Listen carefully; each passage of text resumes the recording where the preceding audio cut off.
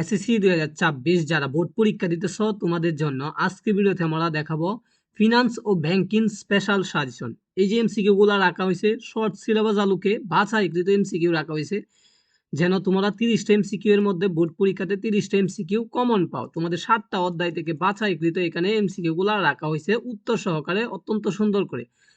তো এই পিডিএফ গুলা, এই যে আমি যে পড়াচ্ছি, এই পিডিএফ গুলা তোমরা কিভাবে নিবা ভিডিও শেষে তোমাদেরকে বলে দিব। তো চলো আমরা এগুলা শিখি। 1 নাম্বার, ব্যবসায়ের মূল চালিকা শক্তি কোনটি? অর্থায়ন হলো ব্যবসায়ের মূল চালিকা শক্তি। এরপরে দেখো 2 নাম্বার, তহবিল সংগ্রহ ও ব্যবহার সংক্রান্ত প্রক্রিয়াকে কি বলে? অর্থায়ন বলে। এরপরে দেখো নিচের কোনটি পারিবারিক আয়ের অন্যতম উৎস? পারিবারিক আয়ের অন্যতম উৎস হলো আত্ম উদ্যোগ। এরপরে নিচের কোনটি মুনাফা অর্জনকারী প্রতিষ্ঠান? মুনাফা অর্জনকারী প্রতিষ্ঠান হলো মুদির দোকান। 6 নাম্বার, তা ব্যবসায়ী স্থায়ী সম্পদ অর্জনের ক্ষেত্রে সবচেয়ে সুবিধাজনক অর্থায়নের উৎস হচ্ছে দীর্ঘমেয়াদী ঋণ। এরপর দেখো নিচের কোনটি অমুনাফাভোগী প্রতিষ্ঠান? হেতিমখানা হলো একটি অমুনাফাভোগী প্রতিষ্ঠান। এরপর দেখো মুনাফা অর্জনের উদ্দেশ্যে লাভ ক্ষতির ঝুঁকি নিয়ে গঠিত সংগঠনকে কি বলে? ব্যবসা প্রতিষ্ঠান বলে। তারপর 9 নাম্বার, আমাদের দেশে প্রতি বছর বাণিজ্যিক ঘাটতি দেখা দেয় কেন? রপ্তানি থেকে আমদানি বেশি করার ফলে আমাদের কি দেখা দেয় প্রতি বছর? ঘাটতি দেখা দেয়। ঠিক আছে, বাণিজ্যিক ঘাটতি দেখা দেয়। এরপরে দেখি 10 নাম্বার, বাংলাদেশের সবচেয়ে জনপ্রিয় কারবার প্রতিষ্ঠান কোনটি? এক মালিকানা প্রতিষ্ঠান হলো বাংলাদেশের সবচেয়ে জনপ্রিয় কারবার প্রতিষ্ঠান। এরপর দেখো সরকারের অর্থ ব্যয় করতে হয়। সরকারের অর্থ ব্যয় করতে হয় কোনটার মাধ্যমে? রাস্তা ঘাট উন্নয়নের, সরকারি প্রতিষ্ঠানে, আইন শৃঙ্খলা ও প্রতিরক্ষায়। তিনটা সঠিক, এই জন্য উত্তর হবে কয় নাম্বার? 4 নাম্বারটা। এরপর দেখো সরকারি আয়ের খাত নয় কোনটি?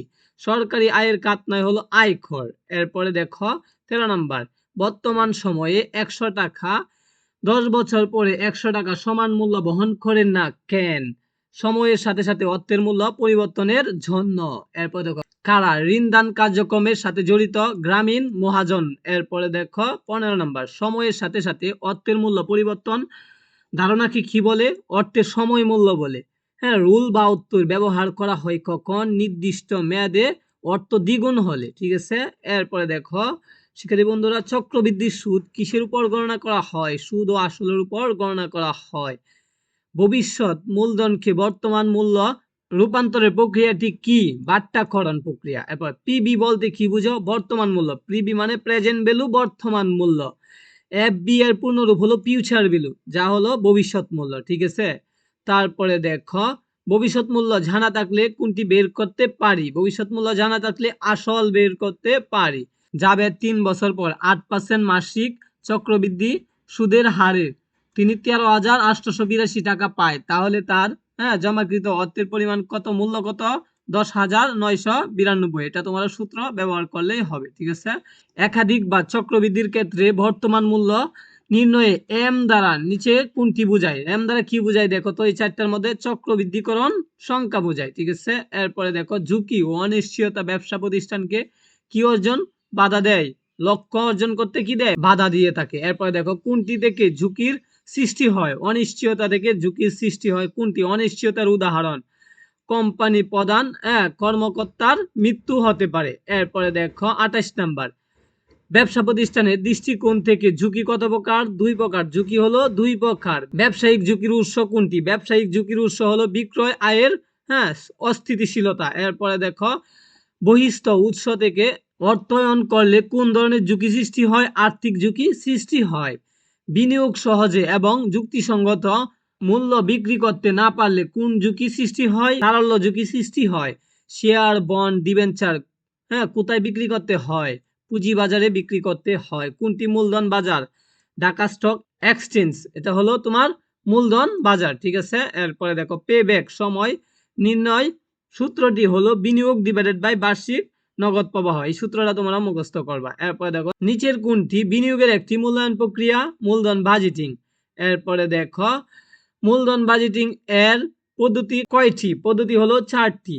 এরপরে দেখি 39, ব্যবসা প্রতিষ্ঠানের সাফল্য কোন ধরনের সিদ্ধান্তের উপর নির্ভর করে? দীর্ঘমেয়াদী বিনিয়োগের উপর নির্ভর করে। আয় ব্যয় প্রকল্প শেষে এসব সিদ্ধান্ত কি নির্ণয় করতে হয়? নিট নগদ প্রবাহ নির্ণয় করতে হয়। কোন ব্যবস্থাটি ব্যাংকিং ব্যবসায়ের আধুনিকতার ছোঁয়া এনে দিয়েছে?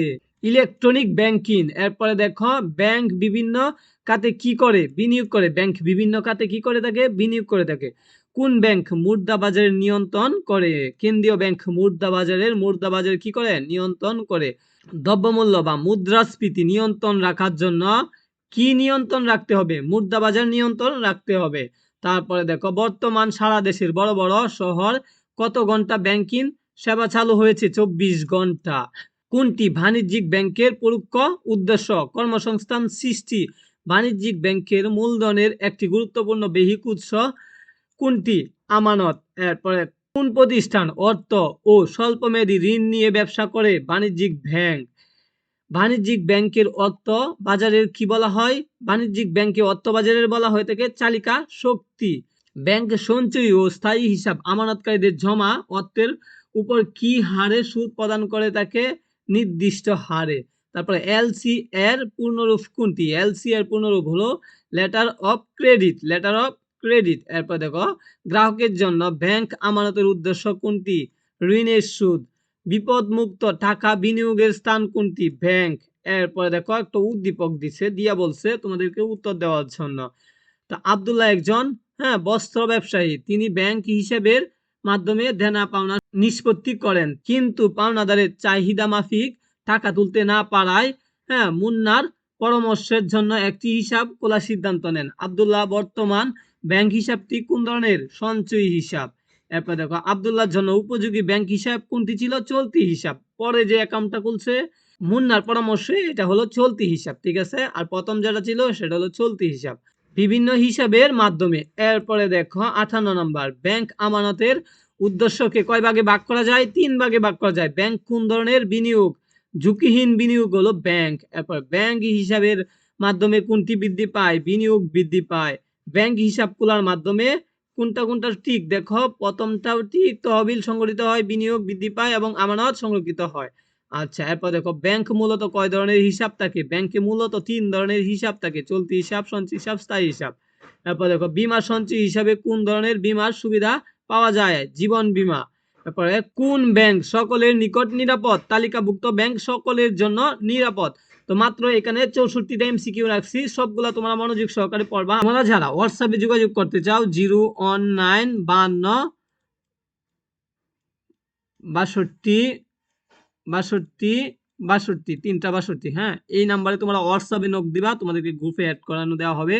তো এইভাবে আরো সাজেশন পেতে চ্যানেলটা সাবস্ক্রাইব দিয়ে রাখো। সকলকে ধন্যবাদ।